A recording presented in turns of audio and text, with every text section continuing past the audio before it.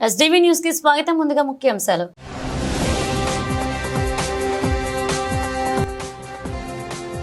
Irrigation శాఖపై సచివాలయంలో CM Chandrababu సమీక్ష. ప్రస్తుతం నిర్మాణంలో సాగునీటి ప్రాజెక్టులు, కొత్తగా చేపట్టే ప్రాజెక్టులపై ఆరా తీసిన ముఖ్యమంత్రి.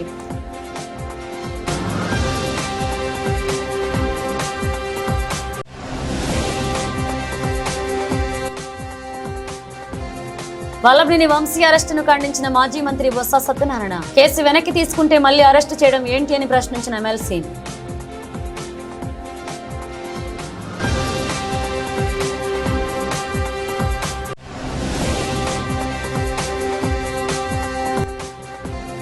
బర్డ్ ఫ్లూపై ఆందోళన చెందాల్సిన పని లేదు, నియంత్రణకు పటిష్టమైన చర్యలను చేపట్టామన్న మంత్రి కింజరాపు అచ్చెన్నాయుడు.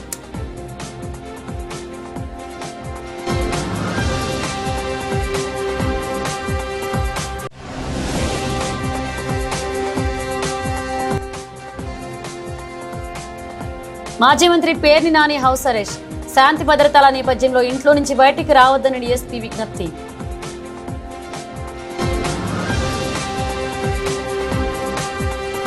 ఇరిగేషన్ శాఖపై సచివాలయంలో సీఎం నారా చంద్రబాబు నాయుడు సమీక్ష నిర్వహించారు. జలవనరుల శాఖ మంత్రి నిమ్మల రామానాయుడు, జలవనరుల శాఖ అధికారులు సమీక్షా సమావేశంలో పాల్గొన్నారు. ప్రస్తుతం నిర్మాణంలో ఉన్న వివిధ సాగునీటి ప్రాజెక్టుల పనులు, కొత్తగా చేపట్టే ప్రాజెక్టులపై సీఎం సమీక్ష చేపట్టారు.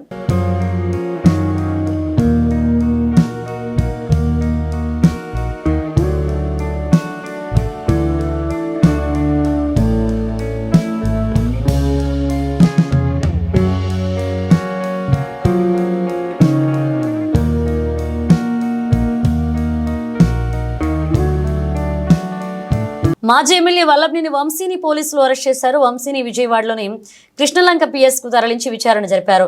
వంశీపై కిడ్నాప్, దాడి కేసు నమోదు చేశారు. కిడ్నాప్, బెదిరింపు, దాడి కేసులో వైసీపీ నేత మాజీ ఎమ్మెల్యే వల్లభనేని వంశీని విజయవాడ పడమట పోలీసులు అరెస్ట్ చేసిన సంగతి తెలిసిందే.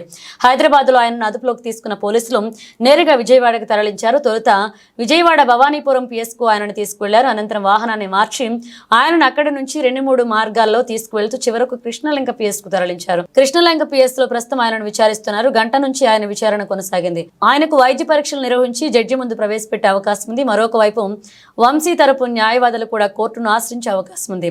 వంశీపై 7 సెక్షన్ల కింద కేసు నమోదు చేశారు. ఇందులో నాన్ బెయిలబుల్ సెక్షన్లు కూడా ఉన్నాయి.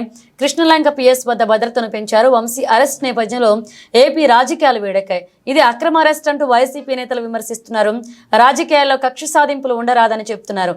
వంశీ లాంటి వ్యక్తికి శిక్ష పడాల్సిందేనంటూ టీడీపీ నేతలు అంటున్నాయి.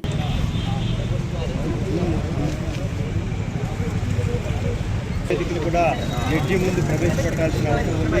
ఈ నేపథ్యంలో పోలీస్ స్టేషన్లో విచారణ జరుగుతుంది. వల్లభనేని వంశీ పూర్తయిన తర్వాత ఇక్కడ నుంచి విజయవాడ ప్రభుత్వ ఆసుపత్రికి ఇప్పటికే సూపరింటెండెంట్ కూడా సమాచారం అందించారు పోలీసులు. అక్కడ గతంలో అధికారాన్ని అడ్డుపెట్టుకుని వైకాపా నేతలు ప్రజలను భయభ్రాంతులకు గురి చేశారని గన్నవరం ఎమ్మెల్యే ఆర్లగడ్డ వెంకట్రావు అన్నారు. గన్నవరం మాజీ ఎమ్మెల్యే వల్లభనేని వంశీ అరెస్ట్ నేపథ్యంలో టీడీపీ కేంద్ర కార్యాలయంలో నిర్వహించిన మీడియా సమావేశంలో ఆర్లగడ్డ వెంకట్రావు మాట్లాడారు. నోటికొచ్చినట్లుగా మాట్లాడితే ఊరుకుంటారా? ఏనాడైనా పాపం పండుతుందన్నారు. గ్రీవెన్స్ లో వచ్చే సమస్యలు అధిక శాతం భూ కబ్జాలనని సభ్య సమాజం తలదించుకునేలాగా వల్లభనేని వంశీ మాట్లాడారన్నారు. జగన్ కు అలాంటి వారే నచ్చుతారని, వంశీ అనుచిత వ్యాఖ్యలు చేస్తున్నా ఎందుకు వారించలేదని ప్రశ్నించారు. ఎక్కడైనా జగన్ తన వైఖరి మార్చుకోవాలని, వైకాపా నేతలు ఎవరైనా చట్టానికి అనుగుణంగా నడుచుకోవాలని వెంకట్రావు అన్నారు. ఆ మహానుభావుడు రెడ్డి అనే పేరు చివరు ఉండకూడదని సుందరయ్యగా బతికి ఆ మహానుభావుడు నడయాడిన నేల. అలాగే వెలువల సీతారామయ్య గారు, కాకాని వెంకటరత్నం గారు, మహానుభావులు ఎస్సీ లేడీ సరోజి ఆనందబాయ్ గారట మహానుభావులు ప్రతినిధించిన గడ్డది. ఆ గడ్డ మీద పొడుగు శాసనసభ్యులుగా పనిచేసిన ఎవరు కనీసం ఇలా క్రిమినల్ కేసులు ఇరుక్కున్న పరిస్థితి కూడా లేదు. దేశం అంటే మట్టి కాదు, దేశం అంటే మనుషులే అని గురజాడ గారి సూక్తిలాగా గన్నవరం అంటే మట్టే అని దిగజార్చిన పరిస్థితి గత 10 సంవత్సరాల నుంచి. ఈ దేశంలో గానీ, ఈ రాష్ట్రంలో గానీ, పక్క దేశాల్లో గానీ ఏ సిటిజన్ అయినా లా బౌండెడ్ పరిధిలో ఉండాలి, లా బౌండెడ్ సిటిజన్ గా ఉండాలి, లాని ఒబే చేసే పరిస్థితి ఉండాలి తప్ప నేను ఎబోలా అనుకుంటే ఇదే పరిస్థితులు వస్తాయి. అలాగే ఇలా చేయటం వల్ల ఇంతకు ముందు గతంలో 10 సంవత్సరాలు శాసనసభ్యుడిగా ఉంటే అతని భాష గాని అతని ప్రవర్తన గాని బ్రహ్మలింగయ్య చెరువుని రిజర్వాయర్ చేద్దామని నాడు తెలుగుదేశం ప్రభుత్వం అనుకుని నిధులు కేటాయిస్తే కాంట్రాక్టర్ డబ్బులు డ్రా చేసుకుంటే మట్టమ్ముకున్న పరిస్థితి గన్నవరంలో ప్రతి సందులో గొంతులో ఉన్న ప్రతి గన్నవరం ప్రజలందరికీ తెలుసు. అలాగే ల్యాండ్ గ్రాబింగ్స్ గాని మట్టి గాని నకిలీ ఇళ్ల పట్టాలు 2019లో పోటీ చేసినప్పుడు ఇచ్చిన పరిస్థితి గాని ఆ నకిలీ ఇళ్ల పట్టాలు డిస్ట్రిబ్యూషన్ గవర్నమెంట్ ఆఫీస్ చేయాల్సింది అతని మనుషులు పంచిన విధానం గాని ఇలా ఎన్ని మాట్లాడిన ఆఖరికి సభ్య సమాజం తలదించుకునే భాష విషయంలో గాని ఆఖరికి జగన్మోహన్ రెడ్డి గారికి ఇలాంటి వాళ్ళు నచ్చుతారని తీసుకున్నాడు. ఆ రోజు చంద్రబాబు నాయుడు గారు ప్రధాన ప్రతిపక్ష హోదా పోగొడదామని తీసుకుని ఇవాళ ప్రతిపక్ష హోదా ప్రజల చేత తిరస్కరించబడి జగన్మోహన్ రెడ్డి గారు ఇలాంటి పనులు చేస్తా ఉండేవాళ్ళు ఇష్టమై ఆయన తీసుకుని నేను జగన్మోహన్ రెడ్డిని అధికారంలో తీసుకోవడానికి నేను పోటీ చేసి నేను ఏ రోజు భాష తోలనాడు. ఆ రోజు జగన్మోహన్ రెడ్డి గారు కూడా ఎట్టి పరిస్థితుల్లో అతన్ని ఓడించాలి, అతని దుర్మార్గాలకి అంతం పలకాలని చెప్పి తనకి వ్యక్తిగతంగా అతని మీద ఉన్నట్టుగా నన్ను పెనలూరు నియోజకవర్గం అయితే నాకు ఆ సీట్ ఇస్తానని గన్నవరంలో నన్ను బతిమలాడిన పోటీకి చేపించిన పరిస్థితి వాస్తవం కాదా?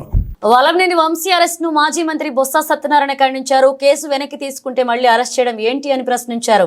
కక్షపూరిత రాజకీయాలు సరికాదన్నారు. కూటమి ప్రభుత్వ వైఫల్యాలను శాసన మండలిలో ప్రశ్నిస్తామని ఆయన స్పష్టం చేశారు. వైఎస్ఆర్సీపీ నేత వల్లభనేని వంశీ అరెస్టుపై మాజీ మంత్రి బొత్స సత్యనారాయణ స్పందించారు. ఈ సందర్భంగా గురువారం మీడియాతో మాట్లాడిన ఆయన వల్లభనేని వంశీ అరెస్టును తీవ్రంగా ఖండిస్తున్నామన్నారు. కేసు వెనక్కి తీసుకుంటే మళ్లీ అరెస్టు చేయడం ఏంటి అని ప్రశ్నించారు. కక్షపూరిత రాజకీయాలు చేయడం మంచి పద్ధతి కాదని, ఇలాంటివి రాజకీయాల్లో సరికాదని పేర్కొన్నారు. ఋషికొండ భవనాల ప్రభుత్వ కట్టడాలు నిర్మాణాలలో అక్రమాలు జరిగినట్లుగా నిర్ధారణ అయితే చర్యలు తీసుకోవాలన్నారు. కూటమి ప్రభుత్వ వైఫల్యాలను మండలిలో ప్రశ్నిస్తామని, శాసనసభ విషయంలో పార్టీ వైఖరిని తమ వాళ్లను అడిగి చెప్తానని, తనకు తెలియని విషయాన్ని తెలుసుకుని చెప్తానంటూ అనడంలో తప్పు లేదు కదా అని బొత్స అన్నారు. ఒక్కో డిపార్ట్మెంట్లో 7,000 నుంచి 10,000 ఫైల్స్ ఈ 9 నెలల్లో ఉండిపోయాయి. ఎందుకు ఉండిపోతాయి? ఎందుకు ఆగాలి? ఎందుకు ఆగుతున్నాయి? కారణాలు ఏంటి అంటే అధికారులకి ప్రజాప్రతినిధులకి సమన్వయం లేకపోవడం వల్ల ఆ కార్యక్రమాలు జరుగుతున్నాయి. లేదా అధికార తాలూకు పేషల్లో కానీ మంత్రుల పేషల్లో కానీ పటిష్టమైన యంత్రాంగం లేకపోవడం వల్ల అంటే సంవత్సరమైన ఇంకా గాలిలో పడలే అని స్వయాన ముఖ్యమంత్రి గారు చెప్పిన మాటలు. నేను చెప్తున్న మాటలు కాదు, నేనే విమర్శించట్లే. ప్రజాస్వామ్యంలో 5 సంవత్సరాలే టైము, మళ్ళీ 5 సంవత్సరాలు ప్రజలకి వెళ్తాం. ఆ తర్వాత మళ్ళీ ప్రజలు ఎన్నుకుంటే మళ్ళీ ప్రభుత్వాలు వస్తాయి. 1 సంవత్సరం అయిపోతుంది. అయితే ఇచ్చిన వాగ్దానాలు సరే వాటికి ఏదో 1000 రూపాయలు పెంచారు. ఇప్పటికి ఒక గ్యాస్ సిలిండర్ ఇచ్చారు. మిగతా వచ్చి 1 సంవత్సరం ఉష్కాకి అయిపోయింది. వచ్చే సంవత్సరం అకాడమిక్ ఇయర్ నుంచి ఇస్తామని చెప్పి మాట ఇచ్చారు. ఏది తల్లికి మా గత ప్రభుత్వం వచ్చి అమ్మఒడి, ఈ ప్రభుత్వం వచ్చి తల్లికి వందనం ఆ పథకం. ఇంకా మిగతా రైతులకు ఇచ్చే కేంద్రం నుంచి ఏదైతే ముందు అది కూడా రైతులు నష్టపోయారు. ఆ ఇచ్చిన డబ్బుని రైతులకు రానిలే. ఎందుకు?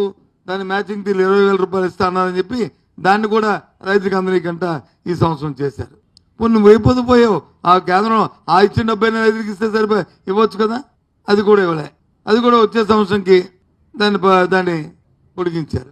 మరి ఏంటి ఇక? సరే 18 మైళ్ళకి కానీ లేకపోతే 50 మైళ్ళకి కానీ లేకపోతే విద్యార్థికి వచ్చి అయితే ఉద్యోగం లేకపోతే వృత్తి, నిరుద్యోగ వృత్తి అది వాళ్ళకి దాని గురించి చేస్తా మాటే మాట్లాడట్లేదు.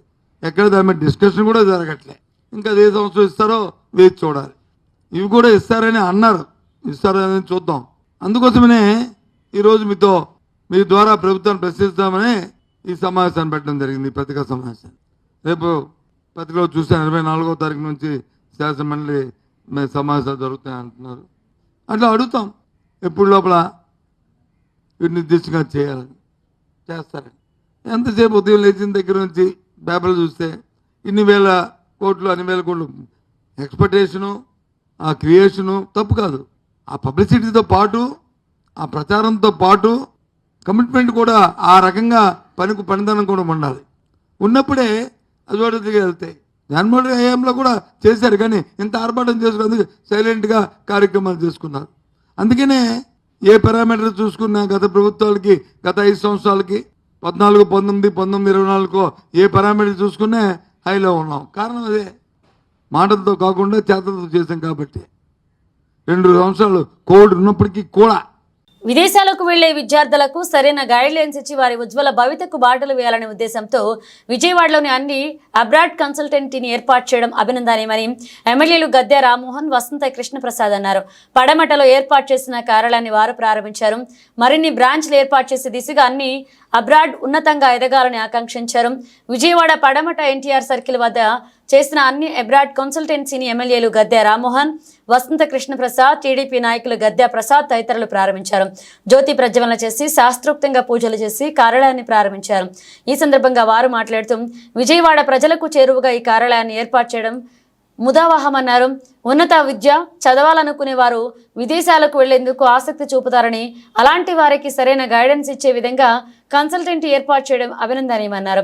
మంచి యూనివర్సిటీతో పాటుగా విద్యార్థులు ఉద్యోగాలు చేసే వీలుగా సూచనలు చేస్తారని పేర్కొన్నారు. ఈ సంస్థ దినదినాభివృద్ధి సాధించాలని ఆకాంక్షించారు.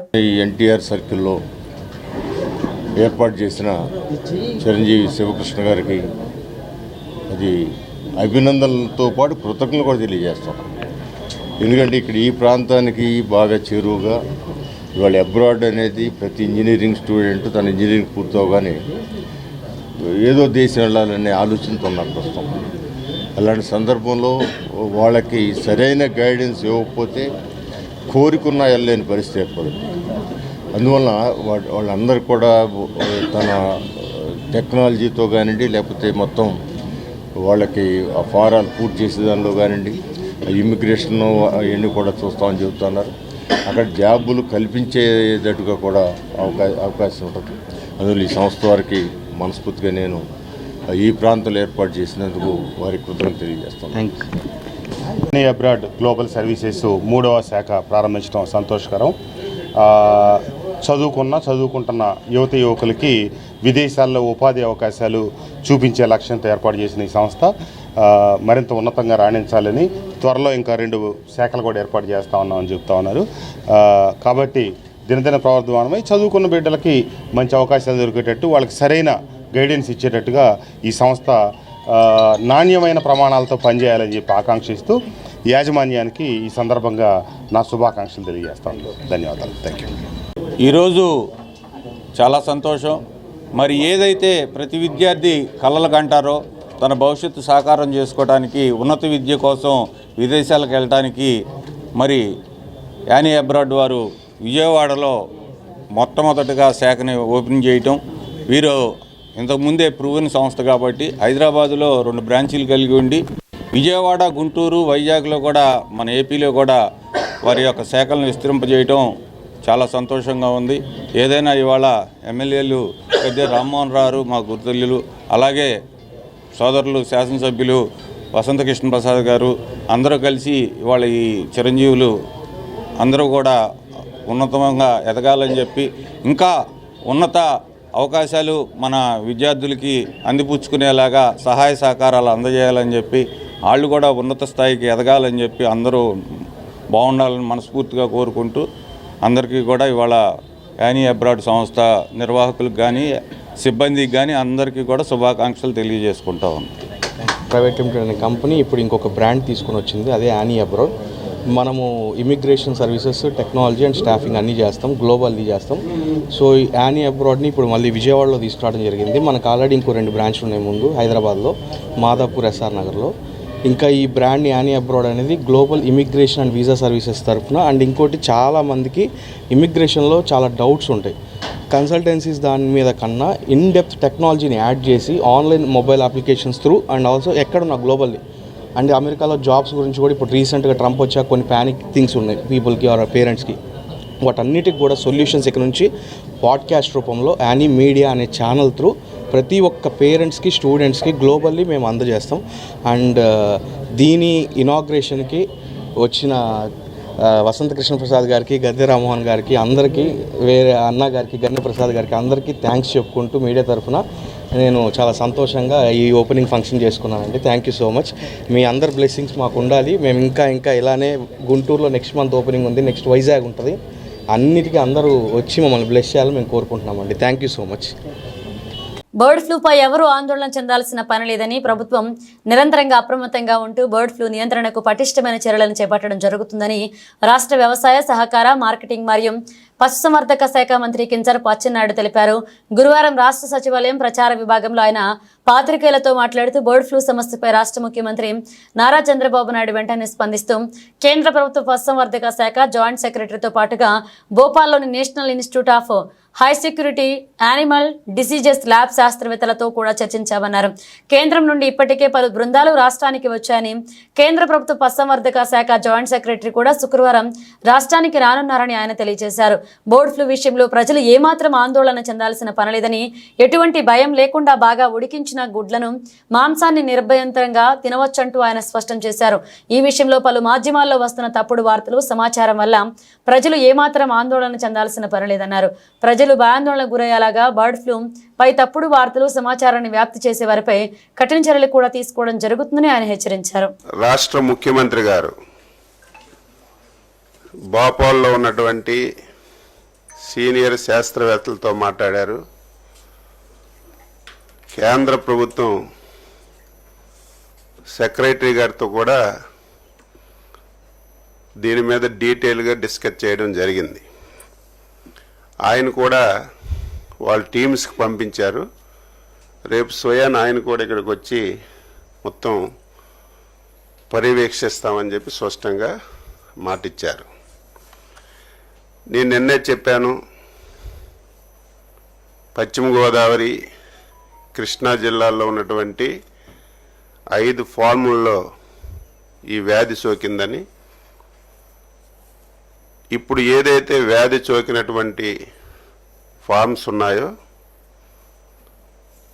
ఈ ప్రాంతం అంతా కూడా బయోసెక్యులర్ జోన్గా ప్రకటించి ఆఫీసెస్కి అక్కడ డిప్యుటేషన్ పెట్టి స్ట్రిక్ట్గా అమలు చేస్తున్నాం. అదేవిధంగా 3 ఫామ్లో కల్లింగ్ అంతా పూర్తి చేసాం. ఇంకా 2 ఫామ్స్లో జరుగుతుంది. ఇంకో గంటకి ఆ కార్యక్రమం కూడా పూర్తవుతుంది. ఇతర ప్రాంతాల్లో ఎక్కడ కూడా బర్డ్స్ చనిపోయినట్టుకు కానీ, ఈ వ్యాధి సోకినట్టుకు కానీ ఎక్కడ కూడా దాఖలాలు లేవు. రాత్రి నేను చెప్పినట్టుగా దీని మీద రిస్ట్రిక్షన్స్ ఏవీ లేవు. ఉడికించినటువంటి గుడ్లు కానీ, ఉడికించినటువంటి మాంసం కానీ తింటే ఎటువంటి సమస్య లేదని కూడా స్పష్టంగా రాష్ట్ర ప్రభుత్వం నుంచి తెలియజేస్తున్నాను. ఇప్పటికే జిల్లా కలెక్టర్లు, పశుసంవర్ధక శాఖ అధికారులు మరియు వైద్య శాఖ సిబ్బంది కామన్గా పరిస్థితిని ప్రతి గంటకి అంచనాలు వేసి ఎక్కడైనా ఇటువంటిది బయటపడితే ఇమీడియట్గా నిమిషాల మీదే అది వాస్తవమా కాదా తెలుసుకొని చర్యలన్నీ కూడా తీసుకున్న విషయం కూడా తెలియజేస్తున్నాను. ప్రజలు నిరంభ్యంతరంగా కోళ్ళు కానీ, గుడ్లు కానీ తినొచ్చు. ఎవరికి ఎటువంటి ఇబ్బంది లేదు. అయితే పత్రికల్లో, సోషల్ మీడియాలో విపరీతంగా కొంతమంది పోటీపడి దీని మీద భయాందోళన సృష్టిస్తున్నారు. వారికి కూడా ఈ సందర్భంగా మనవి చేస్తున్నాను. వాస్తవాలు తెలుసుకోకుండా ఆదరాబాదుగా ప్రకటనలు చేసి ప్రజలకు భయాందోళన చేస్తే ప్రభుత్వం సీరియస్గా కూడా తీసుకుంటుందని స్పష్టంగా తెలియజేస్తున్నాను. ఉదయం బర్డ్ ఫ్లూ అనేది ఉంగుటూరు నియోజకవర్గంలో ఒక వ్యక్తికి సోకిందని సాక్షిలో స్క్రోలింగ్ వేశారు. ఇమీడియట్గా మా సెక్రటరీ హెల్త్, జిల్లా కలెక్టర్ అందరూ అప్రమత్తమయ్యే అక్కడికి వెళ్ళేసరికి అది రాంగ్ న్యూస్. దీనివల్ల చాలామంది పబ్లిక్ భయపడుతున్నారు. దయవుంచి ఇది చాలా సీరియస్ ఇష్యూ.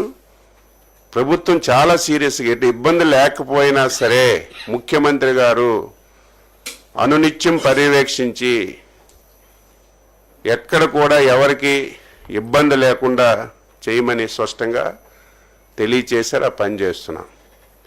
నిన్నైతే కొంతమంది తెలంగాణ రాష్ట్రం, ఆంధ్రప్రదేశ్ నుంచి పూర్తిగా ఏవి రాకుండా చేయాలని సర్క్యులర్ ఇచ్చిందని చెప్పి నిన్న కొన్ని టీవీల్లో ఇచ్చారు. సర్క్యులర్ ఆంధ్రప్రదేశ్ ప్రభుత్వంకి ఇవ్వలేదు, జనరల్గా వాళ్ళు ఒక సర్క్యులర్ ఇచ్చారు, మీకు డిస్ట్రిబ్యూట్ చేయమని చేస్తాం. అది కూడా ఆ సమస్య కూడా లేదు. నిన్న ఎక్కడ గుడ్ల లారీ వెళ్తే ఎక్కడ ఆపలేదు, ఎక్కడో ఒక దగ్గర కోళ్ళ లారీ ఆపితే ఇమీడియట్గా బార్డర్స్లో కూడా మా ఆఫీసులకు పెట్టి ఆ సమస్య కూడా లేకుండా. స్వామిమలై శ్రీ స్వామినాథ స్వామి వారిని డిప్యూటీ సీఎం పవన్ కళ్యాణ్ దర్శించుకున్నారు. షష్ఠ షణ్ముఖ క్షేత్ర యాత్రకు పవన్ కళ్యాణ్ శ్రీకారం చుట్టారు. రంగషష్ఠి కవచ పారాయణంలో పవన్ కళ్యాణ్ పాల్గొన్నారు. ఆది ప్రణవనాదం ఓంకార మంత్ర రహస్యాన్ని సృష్టికి అందించిన క్షేత్రం షష్ఠ షణ్ముఖ క్షేత్రాల్లో 5వ క్షేత్రం స్వామిమలై. అక్కడ కొలువైన శ్రీ స్వామినాథ స్వామి వారిని రాష్ట్ర ఉప ముఖ్యమంత్రి పవన్ కళ్యాణ్ దర్శించుకున్నారు.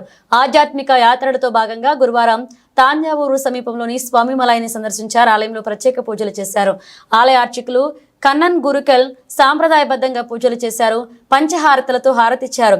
ఆలయం చుట్టూ ప్రదక్షిణలు చేసి ధ్వజస్తంభానికి మొక్కారు. స్వామినాథ స్వామికి అత్యంత ప్రీతిపాత్రమైన కందషష్ఠి కవచ పారాయణంలో పాల్గొన్నారు. పవన్ కళ్యాణ్తో పాటుగా ఆయన కుమారుడు అఖిరానందన్, తిరుమల తిరుపతి దేవస్థాన trust board member Anand Sai క్షేత్రాన్ని దర్శించుకున్నారు. శ్రీ స్వామినాథ స్వామి దర్శనానంతరం ఆలయంలో వెలిసిన ఆది దంపతులు శ్రీ సుందేశ్వరన్ స్వామి, మీనాక్షి అమ్మవార్లకు ప్రత్యేక పూజలు చేశారు. అంతకుముందు పవన్ కళ్యాణ్కి డిప్యూటీ కమిషనర్ ఉమాదేవి ఆలయ మర్యాదలతో స్వాగతం పలికారు. కృష్ణా జిల్లా మచిలీపట్నంలో వైసీపీ నేత మాజీ మంత్రి పేర్ని నానిని పోలీసులు హౌస్ అరెస్ట్ చేశారు. వల్లభనేని వంశీ అరెస్టు నేపథ్యంలో డీఎస్పీ రాజా పేర్ని నాని ఇంటికి వెళ్లారు. శాంతి భద్రతల నేపథ్యంలో ఇంట్లో నుంచి బయటకు రావద్దని ఆయనకు విజ్ఞప్తి చేశారు. పేర్ని నాని హౌస్ అరెస్ట్ విషయం తెలుసుకున్న ఆయన అనుచరులు వైసీపీ శ్రేణులు నాని ఇంటికి భారీగా చేరుకున్నారు. ఈ క్రమంలో పేర్ని నాని ఇంటి వద్ద భారీ పోలీస్ బందోబస్తు ఏర్పాటు చేశారు. గన్నవరం మాజీ ఎమ్మెల్యే వల్లభనేని వంశీ అరెస్టుపై విజయవాడ తూర్పు ఎమ్మెల్యే గద్దె రామ్మోహన్ స్పందించారు. వంశీని అక్రమంగా అరెస్ట్ చేశారంటున్న వైసీపీ నాయకుల వ్యాఖ్యలను ఆయన ఖండించారు. వంశీది అక్రమ అరెస్ట్ అంటున్న వైసీపీ నాయకులు ఆత్మ పరిశీలన చేసుకోవాలని ఎమ్మెల్యే గద్దె సూచించారు. గన్నవరం నియోజకవర్గ మాజీ ఎమ్మెల్యే వల్లభనేని వంశీ అరెస్ట్ అయిన సంగతి తెలిసిందే. వంశీ అరెస్టుపై తూర్పు నియోజకవర్గం ఎమ్మెల్యే గద్దె రామ్మోహన్ స్పందించారు.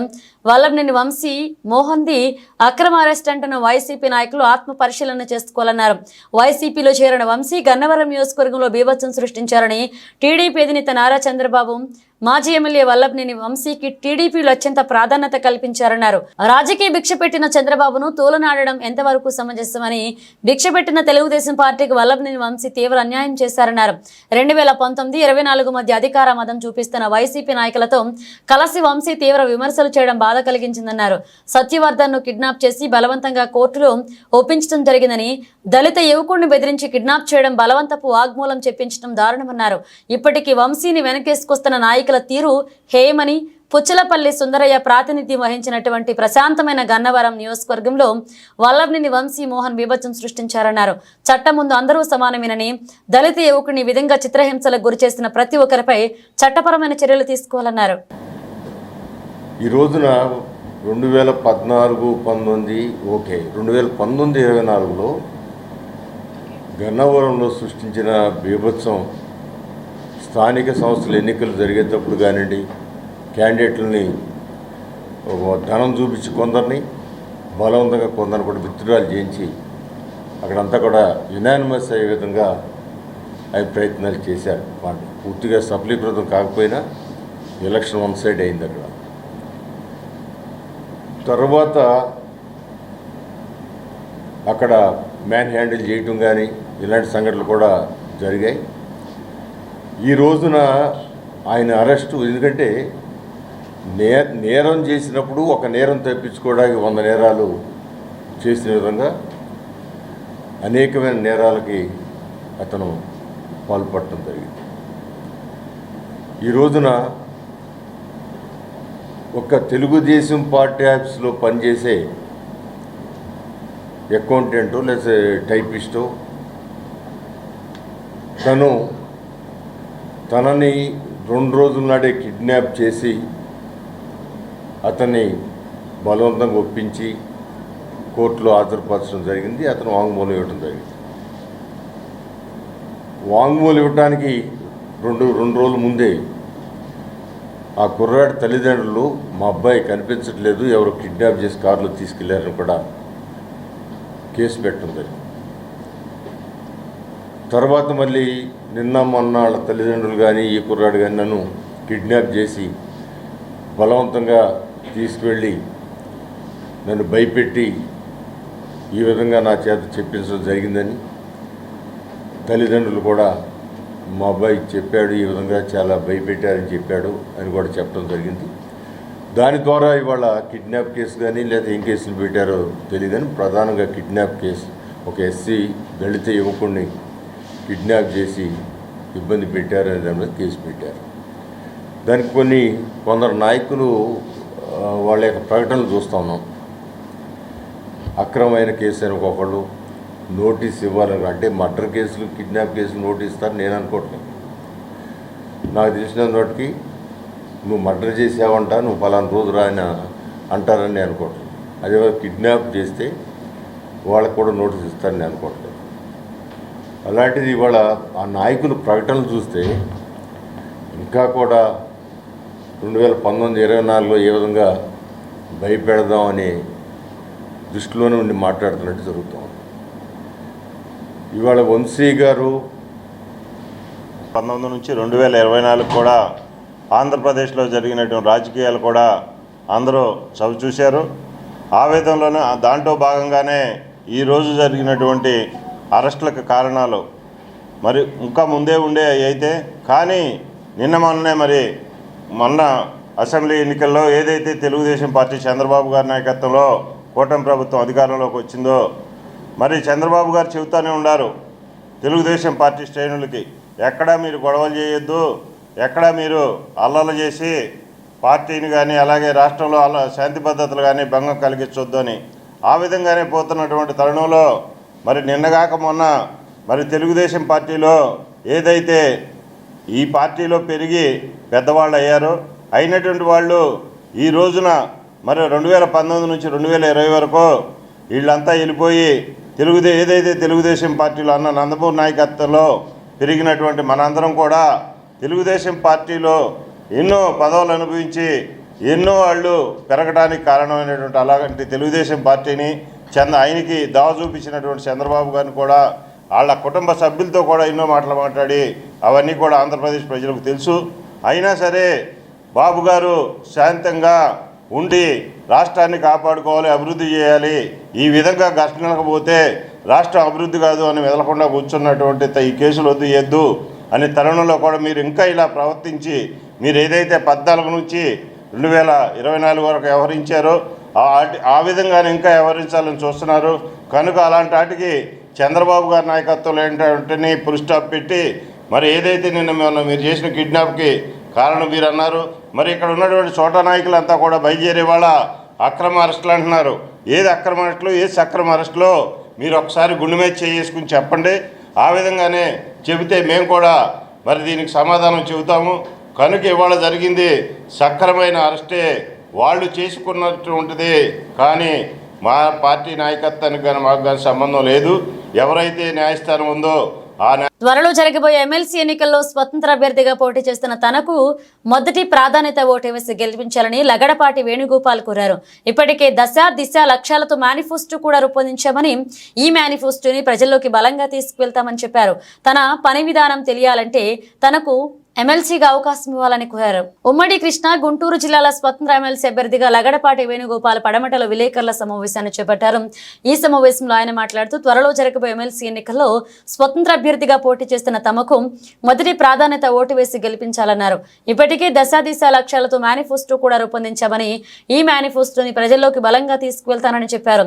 ప్రస్తుతం టీడీపీ నుండి అలాగే పీడీఎఫ్ ఎమ్మెల్సీ అభ్యర్థులుగా పోటీ చేస్తున్న వారి అనుభవాలను చూస్తారని, తన పని విధానాన్ని కూడా చూడాలని కోరారు. తనను పట్టభద్రులు అధ్యాపకులు ఎంతో ప్రోత్సహించారని చెప్పారు. ప్రస్తుతం పోటీ చేస్తున్న వారు తనను చర్చలకు పిలుస్తున్నారని, చర్చలు కాదని సమస్యలపై మాట్లాడాలని సున్నితంగా తిరస్కరించినట్లుగా వెల్లడించారు. వృద్ధులకు వృద్ధాశ్రమాలు, అందులో అన్ని వస్తువులు, నిరుద్యోగ భృతి, ప్రైవేట్ లెక్చరర్స్, ఉద్యోగ భద్రత వంటి వాటిని మేనిఫెస్టోలో పొందుపరిచినట్లుగా తెలియజేశారు. Mujeer winners IIT and medical academy director Vijayawada. నేను ఇప్పుడు మీ ముందుకు ఎందుకు వచ్చాను అనంటే ఒక మంచి విషయాన్ని మీకు తెలియజేయడానికి వచ్చాను.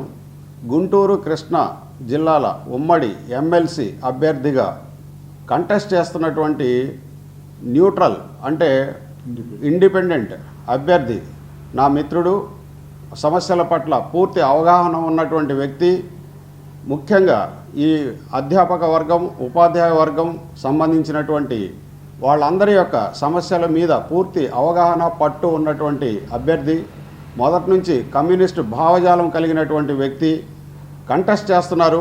ఇలాంటి మంచి వ్యక్తికి మనం ఓటు వేసి గెలిపించుకొని మన సమస్యలను అతని ద్వారా పరిష్కరించుకోగలమని చెప్పి మీకు తెలియజేస్తూ ఉన్నాను. మరి ఇలాంటి అభ్యర్థిని ఈసారైనా మనం గెలిపించుకోకపోతే మనం తప్పు చేసిన వాళ్ళం అవుతాము. ఖచ్చితంగా ఇంతకుముందు మనం ఎలా చేసేవాళ్ళము అని అంటే ఏదో పార్టీ అభ్యర్థి అని చెప్పి వాళ్ళకి ఓట్లు వేస్తూ ఉండేవాళ్ళం. ఇప్పుడు ఏ పార్టీకి సంబంధించిన వ్యక్తి కాదు, న్యూట్రల్ అభ్యర్థి, ఇండిపెండెంట్ అభ్యర్థి. మరి ఇటువంటి వ్యక్తిని ఇప్పుడు మనం సపోర్ట్ చేసి పూర్తి అవగాహన ఉన్నటువంటి వ్యక్తి, ఏ క్షణాన్నైనా పలికేటటువంటి వ్యక్తి, ఎవరి పక్షాన నిలబడేటటువంటి వ్యక్తి కాదు, వ్యక్తిగతంగా ప్రతి ఒక్క వ్యక్తి పక్షాన నిలబడేటటువంటి ఒక వ్యక్తి. ఇలాంటి మంచి వ్యక్తికి మీరు సపోర్ట్ చేసి 1 అనే నంబర్ మీద మీరు ఓటు వేసి ఓటు మీద నెంబర్ వేసి మీరు గెలిపిస్తారని నేను అనుకుంటున్నాను. ఖచ్చితంగా మనం అంతా కూడా ఈ విధంగా సపోర్ట్ చేయాలి అని చెప్పి నేను అనుకుంటున్నాను. ఇప్పుడు నా మిత్రుడు లగడపాటి గారు మాట్లాడతారు. అందరికీ నమస్కారం అండి. నా పేరు లగడపాటి వేణుగోపాల్.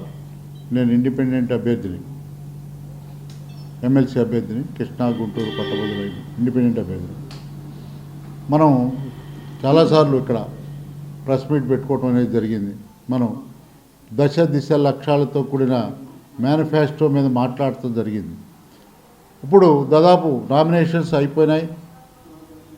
నేను దాదాపు మూడోసారి 4వసారి వచ్చాను.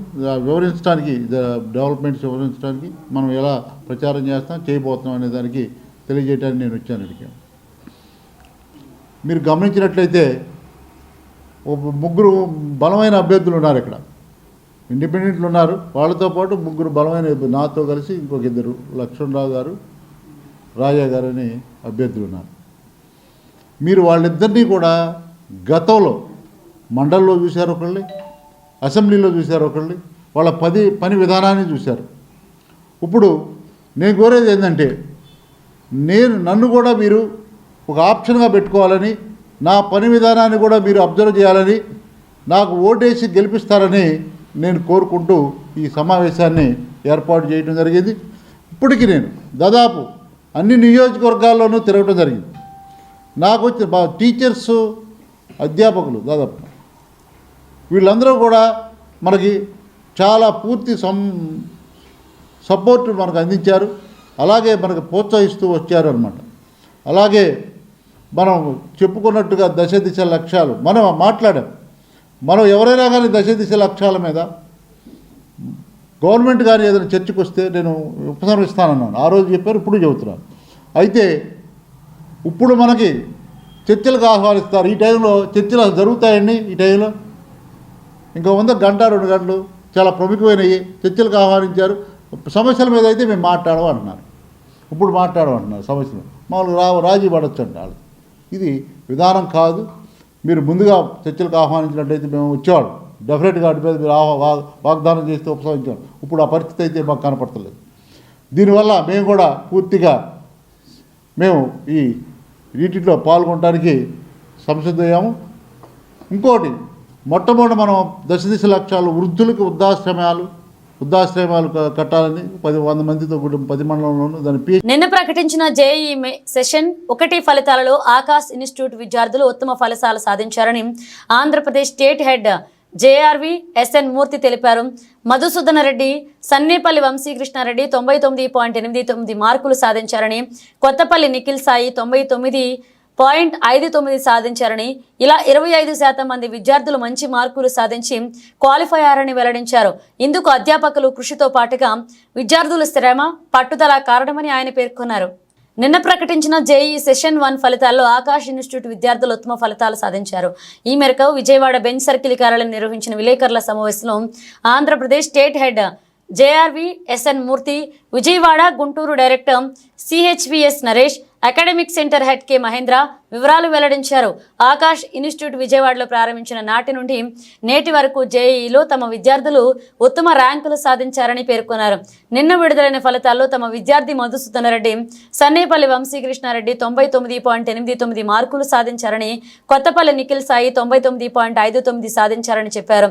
ఉజ్వల్ 99.56, నితీష్ ఆమెనేని 99.54, నితీష్ రామ్ సుంకర 99.33, సుహాస్ బేతపూడి 99.12, నదీష్ అగర్వాల్ 98.88% స్కోర్ సాధించారని చెప్పారు. అంతేకాక విజయవాడ బ్రాంచ్ నుండి 25% విద్యార్థులు క్వాలిఫై అయ్యారని వెల్లడించారు.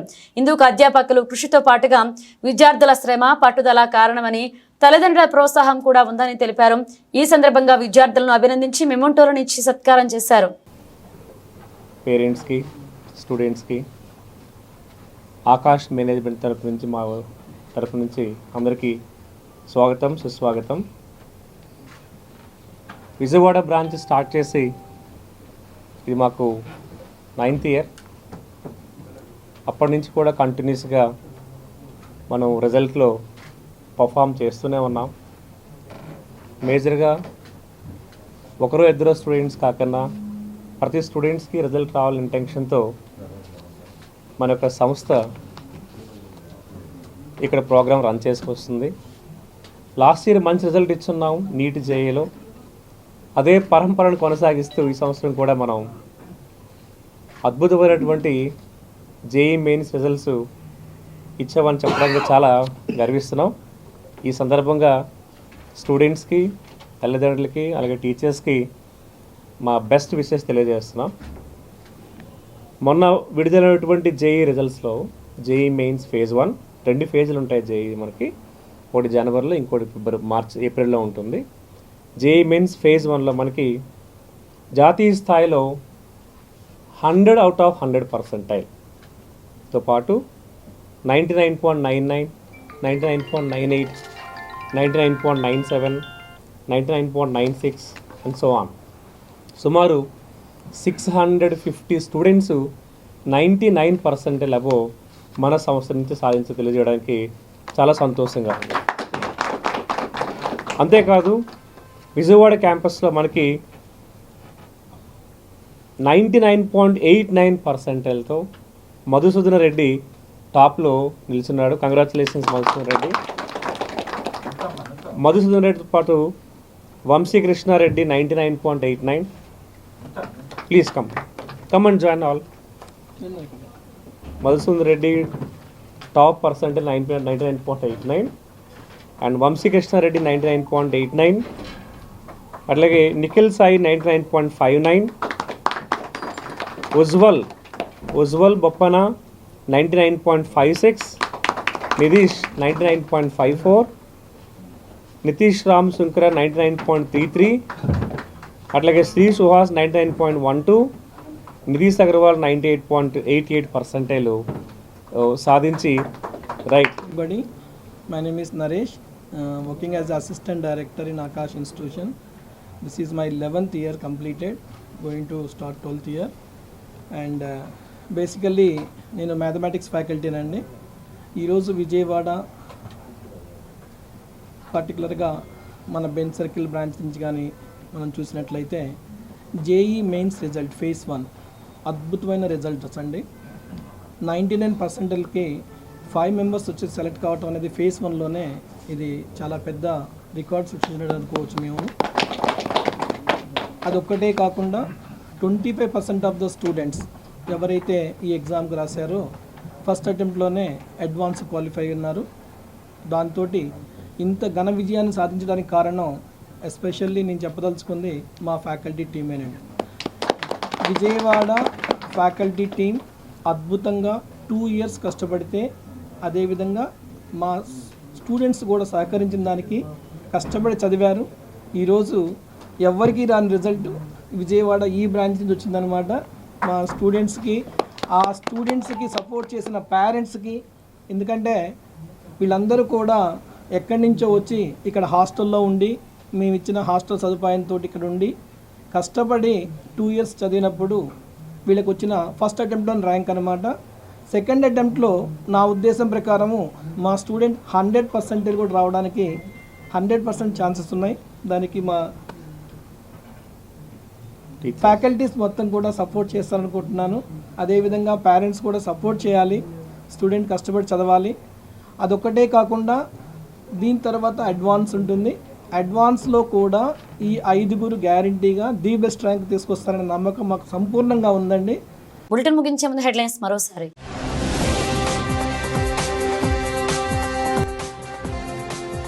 ఇరిగేషన్ శాఖపై సచివాలయంలో సీఎం చంద్రబాబు సమీక్ష. ప్రస్తుతం నిర్మాణంలో సాగునీటి ప్రాజెక్టులు, కొత్తగా చేపట్టే ప్రాజెక్టులపై ఆరా తీసిన ముఖ్యమంత్రి.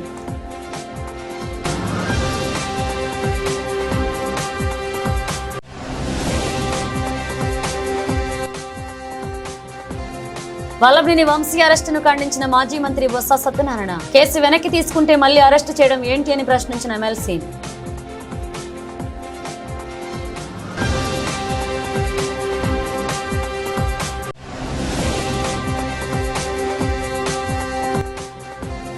బర్డ్ ఫ్లూపై ఆందోళన చెందాల్సిన పని లేదు.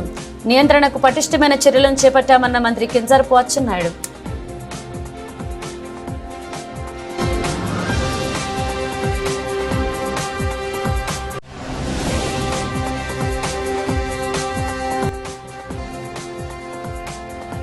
మాజీ మంత్రి పేర్ని నాని హౌస్ అరెస్ట్. శాంతి భద్రతల నేపథ్యంలో ఇంట్లో నుంచి బయటికి రావద్దని డీఎస్పీ విజ్ఞప్తి.